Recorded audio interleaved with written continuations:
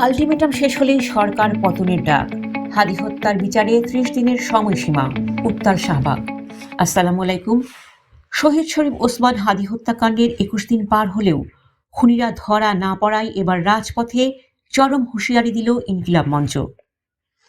জুমার নামাজের পর শাহবাগের মোড় দখল করে হাজার হাজার নেতাকর্মী আর সাধারণ ছাত্র জনতা আজ জানান দিলেন, হাদি হত্যার বিচার না হওয়া পর্যন্ত তারা ঘরে ফিরবেন না। শুধু তাই নয়, বিচার না হলে আগামী ৭ জানুয়ারির পর সরকার পতনের আন্দোলনে ডাক দেওয়ার ঘোষণা দিয়েছেন আন্দোলনকারীরা।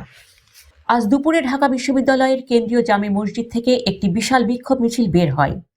বইল্লা গেছে হাদি ভাই, আমার খুনের বিচার চাই স্লোগানে প্রকম্পিত হয়ে ওঠে পুরো ক্যাম্পাস।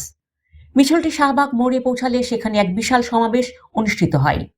ইনকিলাব মঞ্চের সদস্য সচিব আব্দুল্লাহ আল জাবের বলেন, হাদিকে হত্যা করা হয়েছে কারণ তিনি ভারতীয় সাংস্কৃতিক আধিপত্যের বিরুদ্ধে রুখে দাঁড়িয়েছিলেন। সরকারের দেওয়া তদন্ত প্রতিবেদনকে বিভ্রান্তিকর বলে প্রত্যাখ্যান করেছেন তিনি। বক্তব্যে আব্দুল্লাহ আল জাবের সরাসরি প্রশ্ন তোলেন পুলিশের ভূমিকা নিয়ে। তিনি বলেন, ডিএমপি বলেছিল খুনিরা মেঘালয়ে গ্রেপ্তার হয়েছে, অথচ মেঘালয় পুলিশ অস্বীকার করেছে।